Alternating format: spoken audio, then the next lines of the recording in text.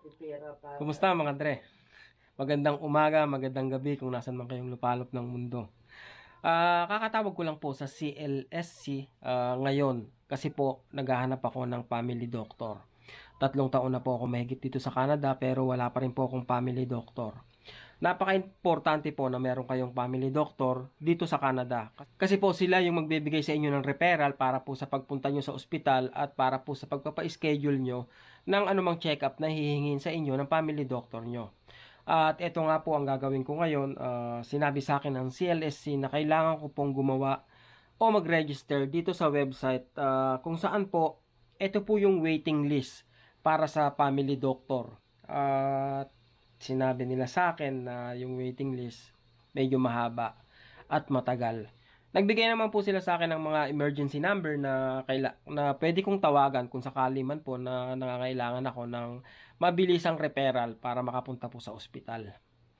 Pero ganun pa man po, no, kailangan ko pong magpa-register sa waiting list nila. Nang sa ganun po, sila po yung maghahanap o magbibigay sa akin ng family doctor. At yun po ang gagawin ko ngayon.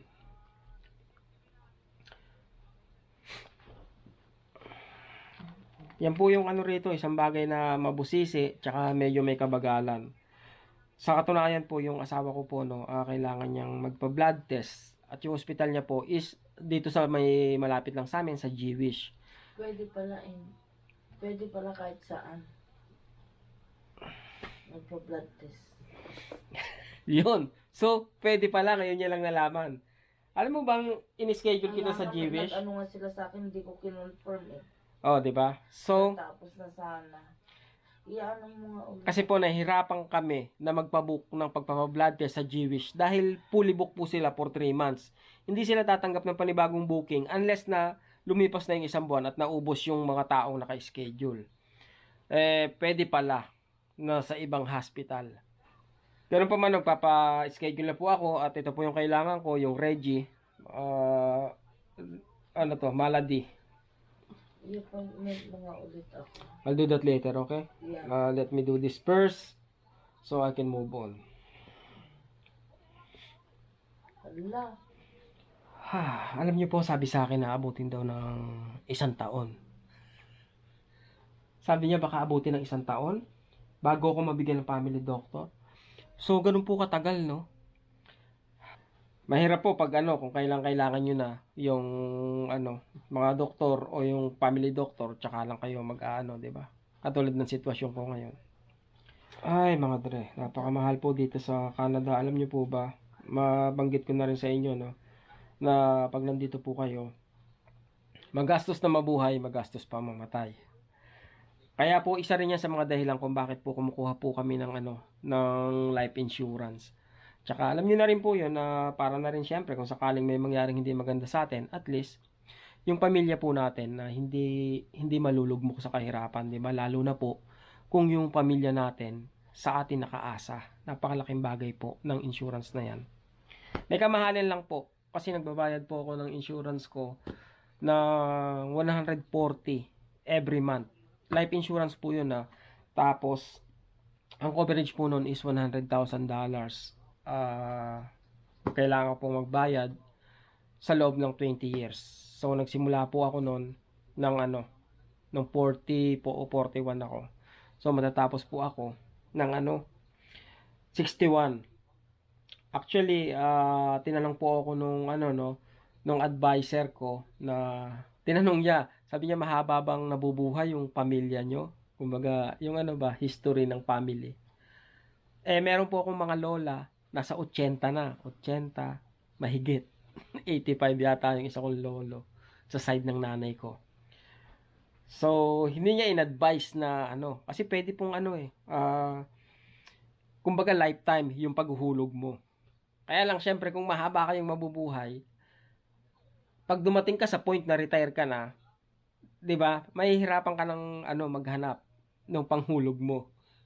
So, ayun ang pinili ko. Kumbaga 20 years tapos na yung hulugan ko. Parang ganun po. Sana na-gets nyo, 'di ba? Kahit magulo yung explanation ko. Sa clinic mo, Mm.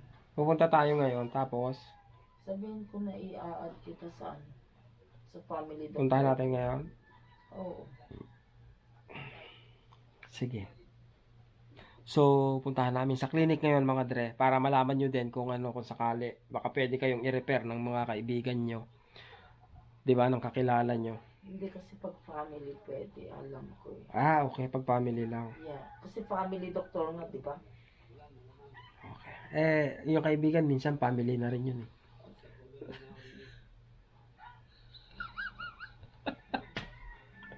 Punta tayo? Toothbrush muna ako. Hindi pa ako nagtutoothbrush.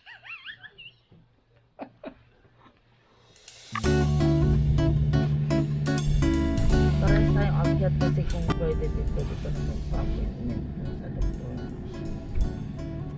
Hindi malamig yan. Ano? Hindi. Ang tulog eh. Bulto, di ba? Ha? Yeah.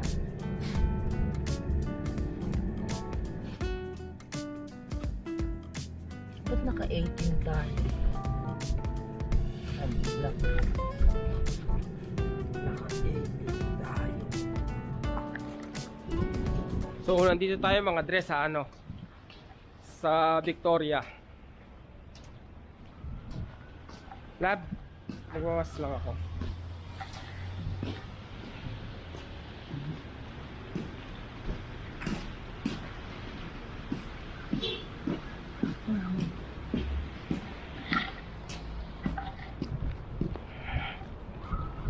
Lab, ano ba yung school na yun? High school? High school ba yan? Ano pa ito? Nakalimutan ko. Elementary. Elementary. Yan po. Doon nag-aral si ano? Si Makmak. Okay. Makmak ni auntie ko. Di ba dyan may napatay na estudyante? Elementary lang yan? Alain mo, tagal ko na rito eh.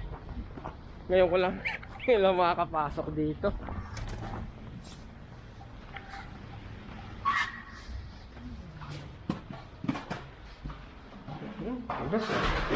Can I ask something? Yeah, because I have my family doctor here. So can I include my husband to my family doctor? Okay, so unfortunately, we are not accepting any new people at the current moment whatsoever. If you are followed by Dr. Jess, certainly when Dr. Jess comes back, if he decides to take new patients, we may accept him. If not, when you have your next appointment, we can add him to our waiting list. Our waiting list will be for a new family doctor that we might not start, but we won't let them know that. So right now, we are not accepting any. Oh, Thank you. So yun mga dre, kakalabas lang namin sa clinic. Hindi raw pwede na isama ako ng asawa ko sa doktor niya unless na pumayag yung doktor pagbalik. Karaniwan yung mga family doctor, mga matatanda na.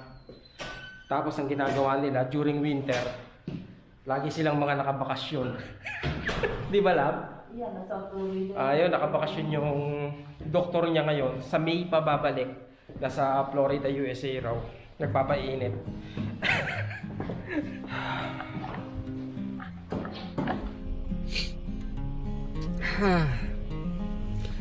So, yun mga dre, no? Failed yung ano natin, yung yung paghahanap natin ng doktor, pero nakapagpa-register na ako. Yan ang una nyong gawin mga dre. Isa sa mga una nyong gawin pag nakarating kayo rito sa Canada. Kahit pa paano, kumbaga secure kayo. Hindi kayo mahihirapan magpa-schedule sa mga hospital dahil kahit libre yung ano nila rito pagpapa-check up, 'di ba? Mahirap kumuha ng schedule. Isa 'yan. So, yun mga dre, no? Mag-ingat kayo palagi mga dre. At laban lang, kapit lang, 'di ba? Gaya ng sabi ko noon na hangga't hindi kayo binibitawan ng mga employer niyo, makakarating kayo dito sa Canada. Maaaring matagalan, 'di ba? Maaaring umabot ng 2 taon o mas matagal pa. Pero baka naman may pag-asa, 'di ba?